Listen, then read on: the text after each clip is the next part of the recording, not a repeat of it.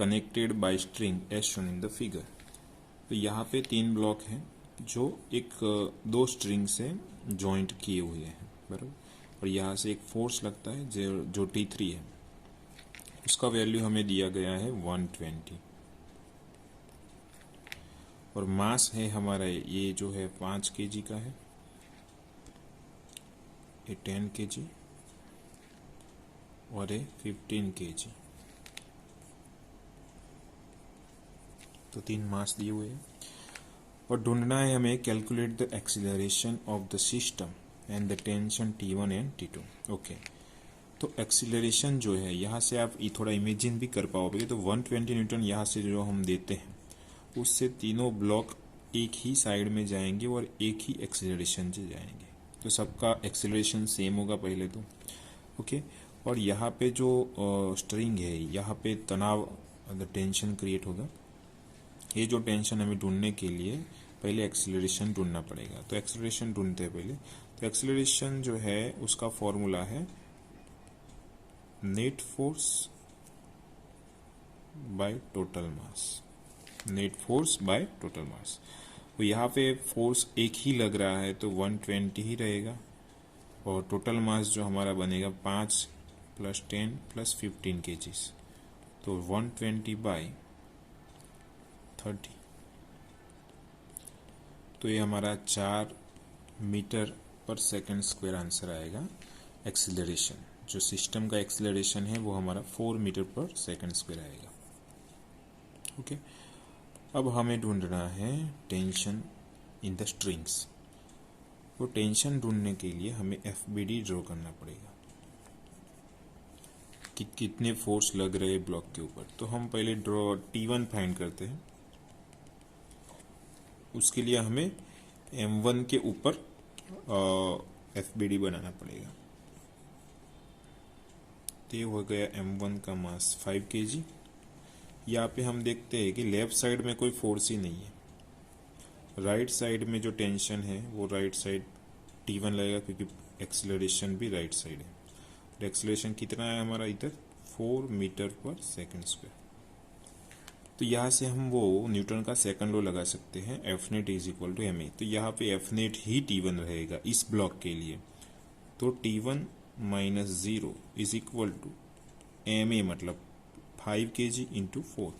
तो T1 आ गया हमारा 20 न्यूटन। अब दूसरा जो स्ट्रिंग है वो दोनों को अटैच है, M2 को भी अटैच है और M3 को भी अटैच है। तो M3 के ऊपर भी लगा सकते हो और M2, हम दोनों के ऊपर लगाएंगे। बाद में एक शॉर्टकट ट्रिक दे देता हूँ। तो M2 के लिए मतलब T2 हमें फाइंड करना है और M2 के ऊपर हमें FBD ड्रॉ करना है। तो M2 का मास है 10 kg। अब आप देखो तो उसके आगे जो फोर्स लगेगा वो T2 है और इसके पीछे लेफ्ट साइड में फोर्स लगेगा वो T1 है।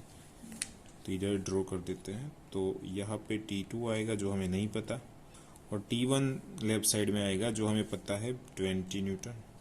और एक्सेलरेशन सबका सेम होता है, वो है 4 मीटर/सेकंड। अब फिर से हम वो वही रूल लगाएंगे।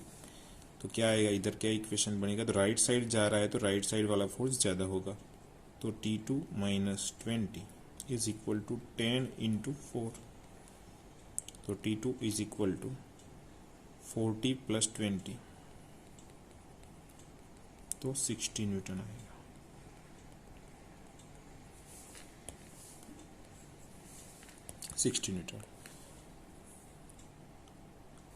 अब वही आंसर यहाँ से भी ला सकते हो M3 ब्लॉक से। तो हम T2 ही ढूंढ रहे हैं।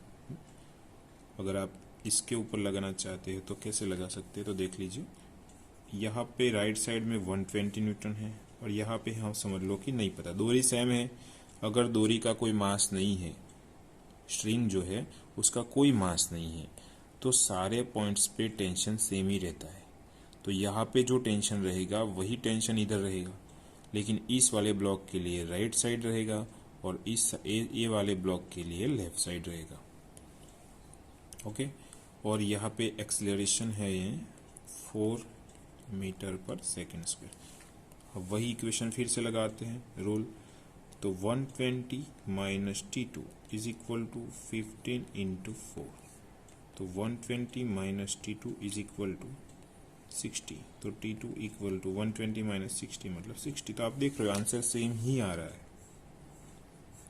ओके, तो ये हमारा हो गया एक्सीलरेशन और ये दो टेंशन। और डायरेक्ट ढूंढना हो तो कैसे ढूंढ सकते हैं इसको, तो आप देखिए इधर पहले तो पूरे सिस्टम को एक ही फोर्स खींच रहा है, वो है 120 न्यूटन। अब 120 न्यूटन की रिस्पॉन्सिबिलिटी है कि ये तीनों ब्लॉक को 4 से दौड़ाए, बराबर। तो 15, 10, 25 और 5 30, तो 30 इंटू 4 आप करो तो 120 तो हो गया।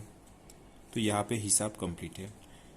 अब इधर T2 की बात करते तो ये जो स्ट्रिंग है उसकी रिस्पॉन्सिबिलिटी क्या है, तो ये दोनों मास को आगे खींचे 4 मीटर पर सेकंड स्क्वायर से। तो यहाँ पे FBD ड्रॉ करने की ज़रूरत ही नहीं है, डायरेक्ट हो जाएगा। क्योंकि आप देख लो 10 और 5 टोटल मास कितना हो गया 15 kg।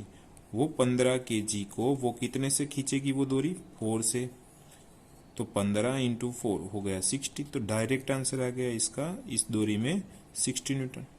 इस डोरी की बात करते, ये जो स्ट्रिंग है उसका रिस्पॉन्सिबिलिटी है सिर्फ 5 kg को 4 से दौड़ाना। अब 5 kg जो मास है वो अगर 4 से दौड़ेगा तो यहाँ पे कितना फोर्स होना चाहिए 20 न्यूटन। सीधा आंसर आ गया 60 और 20, बराबर। बाकी एक्सीलरेशन यहाँ से ही फाइंड होगा, 120 तो एफ नेट हो गया और टोटल मास हो गया 30, तो 120 upon 30 is equal to 4 meter per second.